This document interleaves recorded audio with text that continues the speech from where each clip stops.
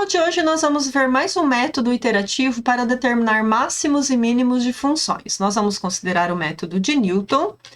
Lembrando que na aula passada a gente viu o método da bissecção, onde o método da bissecção também era utilizado para esse propósito, considerando funções côncavas ou convexas. Dado um limitante inferior e um limitante superior, a gente consideraria então a solução de trabalho como sendo o ponto médio desse intervalo, tá? Então, estudando o sinal da derivada, a gente ia fazendo iterativamente uma aproximação para uma solução até um determinado erro pré-definido, né? A gente observou em alguns exemplos que essa convergência ela era relativamente lenta, dependendo da situação. Isso porque a gente utilizava apenas a informação da primeira derivada e o nosso erro era interação reduzido pela metade, já que a gente estava dividindo o nosso intervalo de busca pelo seu ponto médio, né? E a gente viu através de um exemplo que a gente precisou de 7 iterações ao aplicar o método da bissecção para chegar a uma solução com um erro de 0,01. Hoje a gente vai analisar esse comportamento também com o método de Newton, tá? O método de Newton ele não vai só usar o sinal da primeira derivada, ele vai usar também informações relativas à segunda derivada. A gente lembra das interpretações geométricas e físicas lá dos conceitos de derivada, que a primeira derivada ela define a velocidade, né, uma taxa de variação. E a segunda derivada, ela relaciona a aceleração, né, ou seja, o quão rápido está sendo essa velocidade. Então, essa ideia ela vai ser útil aqui nesse método, como a gente vai observar, tá bom? Então, o método de Newton, na verdade, ele utiliza uma aproximação quadrática da função. Ao invés de otimizar a função, a gente aplica em torno do ponto de busca uma aproximação quadrática e faz a otimização nessa função quadrática. A ideia parece um pouco estranha, mas na verdade ela é uma ideia que é utilizada em muitos dos métodos de otimização. Inclusive, se vocês observarem nos parâmetros do solver, quando vocês vão alimentar lá um modelo de programação não linear, ele vai aparecer essa opção de método de Newton. Ele, na verdade, está utilizando também uma aproximação quadrática da sua função, tá bom? Então, a ideia nossa aqui é a seguinte, a gente vai fazer, dada a nossa função, um ponto inicial, a gente vai colocar, então, uma aproximação quadrática dessa função, fazendo uma expansão dessa função em série de Taylor, tá? E a gente sabe que toda função contínua, ela pode ser desenvolvida em série de Taylor, mas a gente vai considerar até a potência de grau 2, até a segunda derivada, certo? Então, dado uma solução xi, fazendo xi mais 1 a solução experimental da próxima iteração, então a gente quer saber como que o xi mais 1 vai ser escrito em função do xi a solução atual, ou seja, a próxima solução escrita como a partir da solução atual. Lá no método de Newton, lá no método da bissecção, me desculpem, a gente fazia o xi mais 1 como sendo o ponto médio dos limitantes inferiores. Qual será a relação que nós vamos utilizar aqui? A gente lembra lá dos cálculos que, ao fazer uma aproximação de uma função em um ponto x0, a gente escreve, então, que a função em torno daquele ponto é aproximadamente o valor da função naquele ponto, mais a derivada naquele ponto, x menos aquele ponto, a segunda derivada dividido por 2, mais x menos o ponto ao quadrado. Isso aqui, na verdade, a gente vai fazendo até grau n, certo? Onde esse 2 aqui é o n fatorial, lembrando lá da fórmula da expansão da série de Taylor. Certo? Então, a gente tem f de x0, f' de x0, x menos x0, f duas linhas de x0, dividido por 2, x menos x0 ao quadrado e assim por diante. Como a gente quer aproximação quadrática, então a gente vai eliminar as potências de grau maior, de derivada de grau maior, e vai considerar só essa expressão aqui, tá? Então, sendo a nossa função contínua, a gente sempre vai conseguir essa aproximação no ponto dado aqui. No nosso caso, o nosso ponto dado x0 está sendo o xi, certo? E a variável x para nós é o xi mais 1, que é a variável que a gente está procurando no próximo passo. Então, ao invés de fazer a aproximação em f, nós vamos fazer a aproximação nessa expressão aqui em torno de xi mais 1, certo?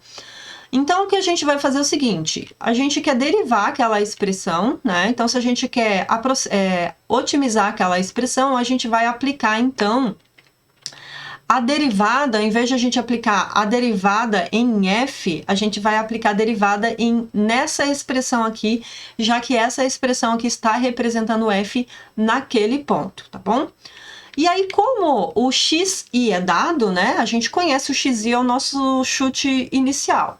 Então, a gente, na verdade, também vai conhecer o valor de f no xi, vai conhecer o valor da derivada no xi e também vai conhecer o valor da segunda derivada em xi. Ou seja, sendo o xi dado, esses valores aqui são todos constantes. Então, a gente precisa lembrar que quando a gente derivar essas expressões aqui em relação a xi, essas derivadas vão se anular. É importante lembrar disso aqui, tá bom? Então, a nossa função f lá da expressão anterior vai ser uma função aproximada em função de xi mais 1. Então, a nossa variável lá é o xi mais 1, o da próxima iteração, porque o da iteração atual a gente já conhece, tá bom? Então, além disso, a função quadrática ela é uma aproximação de f de xi mais i nas vizinhanças de xi, ou seja, na vizinhança desse ponto dado, então a gente vai considerar essa aproximação aqui, certo? E a primeira e a segunda derivada são exatamente as mesmas nesse ponto xi mais 1 ou no ponto xi, já que é uma boa aproximação, tá bom? Então, a gente vai aplicar a nossa teoria da otimização nessa aproximação. Se a gente supor que a nossa função f é uma função côncava, então, né, ela vai ter uma função com concavidade voltada para baixo, a nossa aproximação, ela também vai ter esse comportamento. Então, quando a gente estiver procurando o ponto ótimo da função, ou seja, aquele ponto em que a derivada está se anulando, esse ponto, na verdade, vai ser um ótimo global, tá bom? Então, na verdade, a condição necessária e suficiente acaba sendo válida aqui também, porque a gente está considerando o f côncava, aquela aproximação também é côncava, certo? Então, o que a gente vai fazer é aplicar a derivada nessa expressão. Então, aqui eu copiei em cima, no canto superior direito, a expressão em série de Taylor da nossa função aproximada até a segunda derivada. Então, vamos aplicar a derivada aqui. Então, se f' de xi mais 1 é igual a 0, olhando aqui do lado direito dessa aproximação, então f' de toda essa expressão do lado direito também deve ser 0, certo? Então, e lembrando que o xi é dado, e a observação que eu acabei de falar, então a gente também conhece o f de xi, o f' e o f' em xi, esses valores são constantes, então essas derivadas são nulas, tá bom? Então, quando a gente vai desenvolver a derivada dessa expressão aqui, vai ficar o seguinte, f' de xi, né, derivando aqui a primeira parcela, aparece aqui, mais f' de xi, vezes essa expressão, né, tem um produto aqui, mais o f' de xi vezes a derivada do segundo aqui, com relação a xi, certo? E aí a gente lembra que quando a gente deriva o f' de xi, então a derivada dessa expressão é constante, então essa derivada vai para 0, certo? E depois a gente faz também a derivada da segunda parcela lá. Então, vai ficar a derivada desse aqui, vezes aquele, mais esse vezes a derivada do segundo. Lembrando que aqui tem uma regra da cadeia, esse 2 precisa cair aqui nessa potência.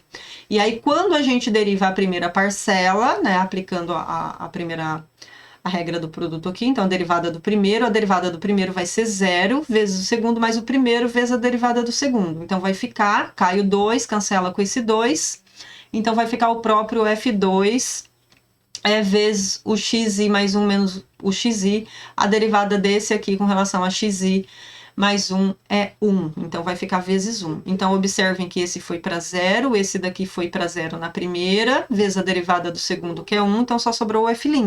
Então, na verdade, a derivada disso daqui igual a 0, só sobrou f' em xi mais f' xi em xi mais 1 menos xi igual a 0. A gente está interessado em escrever a expressão de xi mais 1 em função de xi. Então, a gente vai trabalhar essa expressão aqui para isolar o xi mais 1, tá? Então, o que eu fiz aqui foi, né, só escrevi de novo a função, eu fiz essa distributiva aqui nessa segunda parcela, né? Passei o f' para o outro lado com sinal trocado, certo? Passei para lá o oposto. Agora eu passo esse menos x e f' para o outro lado negativo e passo o f de xi dividindo todo mundo aqui, certo? Então, vai cancelar esse f2 com esse f2' aqui. Então, vai sobrar só o xi na primeira expressão, menos depois o f' dividido por f'. Então, a expressão que a gente vai utilizar, que vai definir na próxima iteração o valor da nossa variável em função da anterior, é dada por x, né? O novo xi é, então, o xi anterior menos a derivada da função no xi anterior dividido pela segunda derivada no xi anterior. Tá? Então, aqui é a nossa função de iteração, certo? Então, como calcular a nossa solução experimental no passo seguinte, a partir da solução dada no passo atual. E aí eu destaco que, como a gente tem aqui a divisão de f', né, de xi, a segunda derivada não pode se anular nesse ponto para que a gente consiga aplicar o método de Newton, tá? Então, para sintetizar, o nosso método de Newton, ele pode ser pensado assim. Ah, mas antes disso você pode perguntar, e se o problema for de minimização? Eu considerei o problema apenas de maximização. A gente considerou uma função côncava nesse caso. Se o problema for de minimização, a fórmula também aqui vai ser utilizada a mesma, ela não se altera, né? Lá no método da bissecção, a gente usava a informação do sinal da derivada para saber se o ponto estava à direita ou não. Aqui, independente se o nosso problema é de maximização ou não, já que a gente não precisou do sinal da derivada, a gente apenas usa essa relação da divisão, né?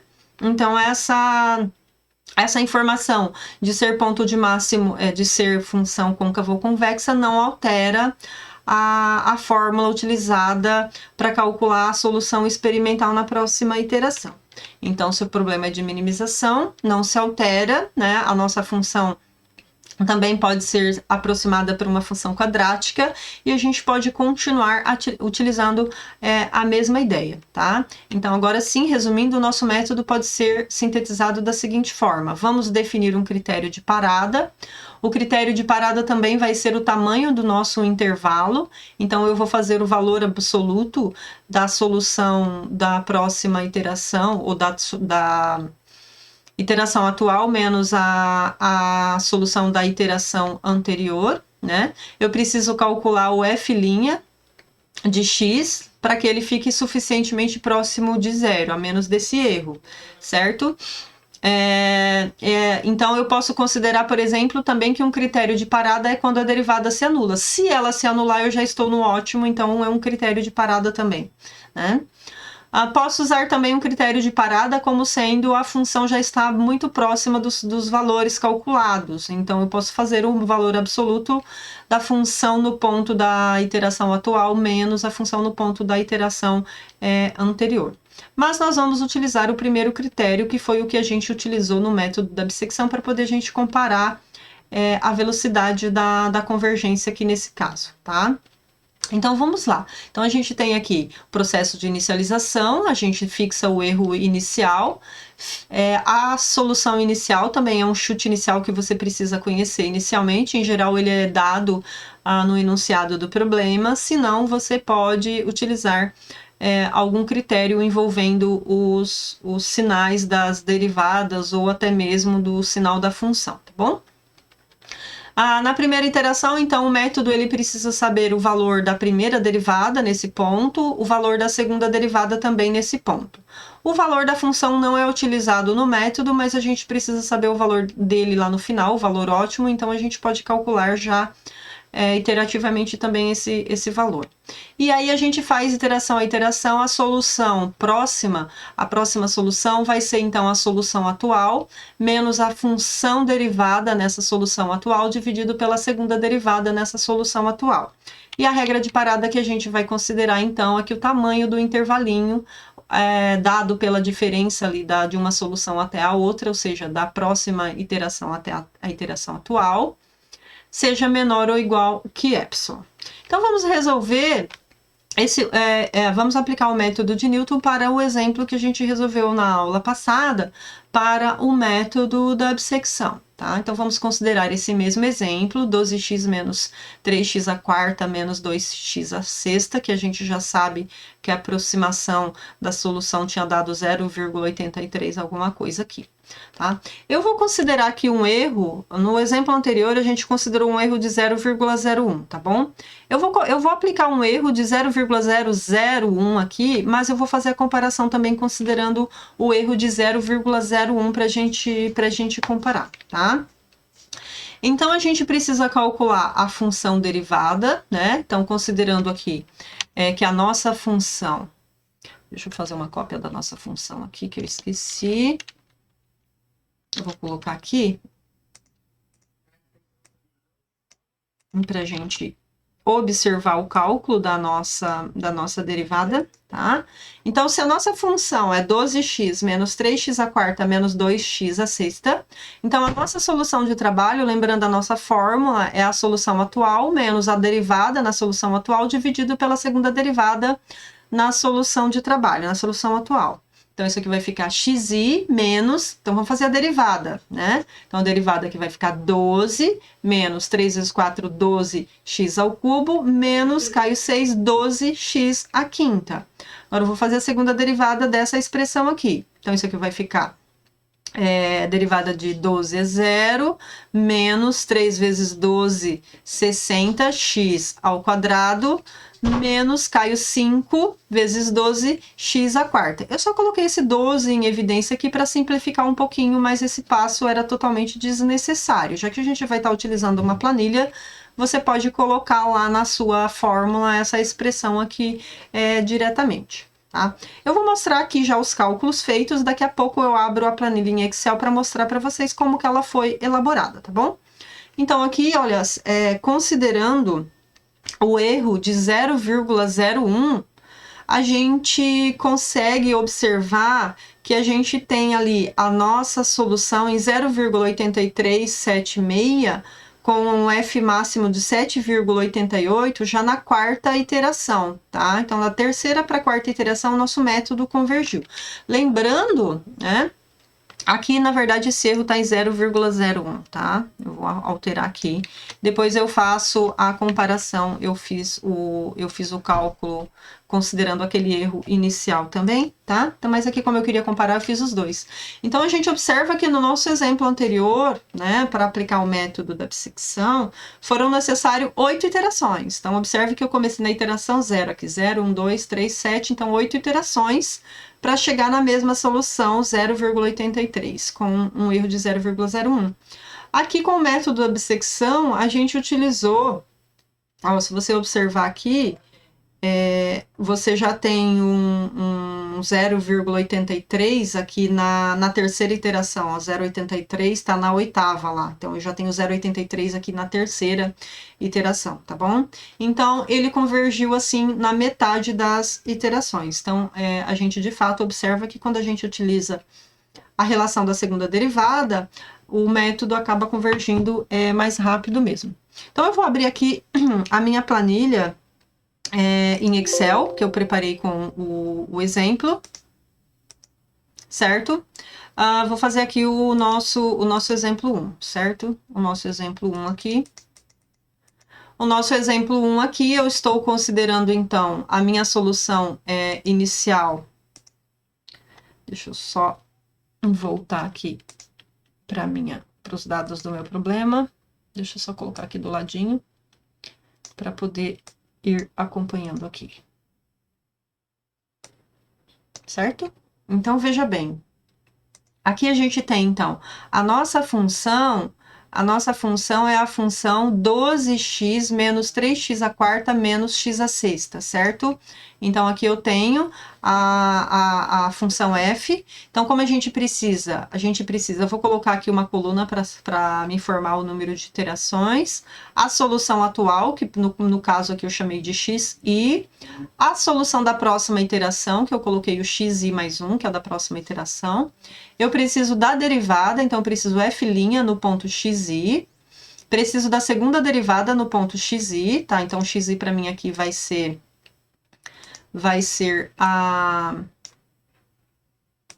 a minha variável, tá? Então, não posso esquecer que a minha variável está ali na coluna B. Vou precisar também da segunda derivada. E o valor da função não preciso no método, mas eu preciso saber o valor dele, ótimo, lá no final. Então, eu também vou calcular aqui. Então, eu vou começar... E o erro, né? Também preciso colocar o erro. Aqui eu vou considerar o erro como sendo o valor absoluto ali no caso. E eu considerei um erro de 0,01. Deixa eu só copiar uma fórmula que eu já coloquei aqui. Só para escrever para mim ali quando já convergiu. Né? Opa. Deixa eu ver se copiou. Assim, certo? E eu vou colocar o erro aqui. Então, eu vou colocar o erro aqui de 0,01, que é o teste inicial que a gente vai fazer. Ficou muito largo isso aqui, deixa eu diminuir um pouquinho, né? Assim. Pronto, melhorou. Certo? Então, vou colocar esse erro aqui. Vou colocar o erro de 0,01, 0 a mais, né? Faltou um 0 aqui. Vou colocar um 0 a mais aqui. Pronto. Deixa eu arrastar isso aqui para atualizar. Certo? Então, olha só. Eu vou começar colocando a fórmula da minha função f, porque a partir dela vai copiando e vai alterando a derivada, né? Então, a minha função f é 12 vezes o x. Então, 12 vezes o x está na B2. Menos 3 vezes o x à quarta. O B2 está lá, o x está na B2. Menos 2 vezes o x à sexta, né? O x é a B2 novamente. E aí depois você copia isso aqui, vai lá para a primeira derivada, lá na primeira derivada, cola isso aqui e só altera a derivada. Cai a potência e tira 1 da potência, tá? Então, a nossa derivada aqui ficou 12, menos 12 vezes b ao quadrado sobre b ao cubo, né? No caso, vai ficar, derivada de 12x vai dar 12, menos cai o 3 aqui multiplicando, 3 vezes 4, 12. Dava para ter colocado direto aqui o 3... vezes 4, mas não tem problema. Eu poderia ter colocado assim, para ficar mais genérico. E depois aqui também cai o 6, multiplicando, então, 6 vezes o 2, se você tivesse copiado a expressão anterior, tá bom? Então, aqui você coloca a sua derivada, copia a expressão da primeira derivada lá na segunda derivada e só altera o que tiver necessário, que aí você fica mais fácil para você derivar. Feito isso, você arrasta para os campos, para os demais campos, né? Lembrando que a solução inicial aqui, ela foi fixada em x igual a 1, certo? E aí, aqui na expressão nossa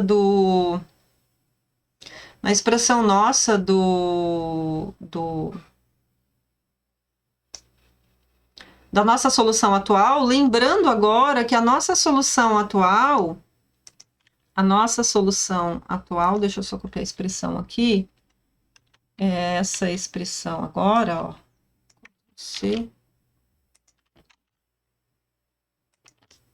eu vou copiar aqui, opa, ó. A nossa solução atual agora, ela é dada por a solução atual menos a derivada dividido pela segunda derivada naquele ponto. Então, lembrando que a nossa primeira derivada está em D, na coluna D, e a nossa segunda derivada está na coluna E aqui no meu exemplo. Então, aqui eu vou fazer B2, que é o x, certo? Então, o x menos a primeira derivada, que está em D2, dividido pela segunda derivada, que está em E2. Então, eu coloquei B2 menos D2 dividido por 2. Aqui eu tenho a expressão da segunda da próxima solução de trabalho. Pronto, é só arrastar, agora está completo. Então, você pode observar aqui que o nosso método, ele convergiu em 2 iterações. Já na terceira iteração, a gente já tinha o erro quando a gente considerou o erro de 0,01. Eu estou alterando o exercício 1, não o exemplo 1. Estava na planilha errada, mas é a mesma coisa aqui, desculpa, só vai mudar a função. É o próximo exemplo aquele que a gente vai fazer, tá? Então, aqui não mudou, certo? A planilha é a mesma. Deixa eu só trocar o erro agora. Vou trocar o erro para aquele erro maior, né? Então, a gente viu que foram necessárias 3 iterações ali. Desculpa, eu estava na planilha anterior. Eu vou colocar mais 2 zeros aqui, e aí a gente vai observar que ele vai até que convergiu mais rápido aqui. Tá? Mais uma iteração, ele já convergiu para aquele erro ali, tá? Então, de fato, o nosso algoritmo aqui, ele é muito mais rápido, tá bom? Agora, voltando aqui para os nossos slides, eu deixei aqui um exercício para vocês fazerem. Deixa eu ir direto para a página, tá? Então, a gente acabou de fazer esse exemplo e a gente observou que, de fato, ele é mais rápido do que o método da bissecção, tá? A gente precisou de 3 iterações aqui para ele convergir, certo? E eu vou deixar para vocês fazerem, né? Então, eu vou deixar para vocês fazerem aqui esse exemplo, que foi aquele que eu estava mostrando na planilha, desculpem. Então, agora, esse exemplo aqui vocês também resolveram utilizando o método da bissecção. Ele está pronto lá, vocês podem aproveitar, inclusive, para copiar a fórmula da derivada e alterar apenas a fórmula da segunda derivada, tá bom? Então, façam esse exemplo, comparem com os resultados do método da bissecção, considerando o mesmo erro, e verifiquem quantas iterações foram necessárias. A gente conversa sobre esse exemplo no nosso encontro síncrono, tá? Aí vou aproveitar aqui também, aqui tem os resultados, depois vocês podem dar uma olhada. Eu quero que vocês façam esse exemplo aqui, ó. Esse exemplo aqui. O exemplo 3 nosso, exercício.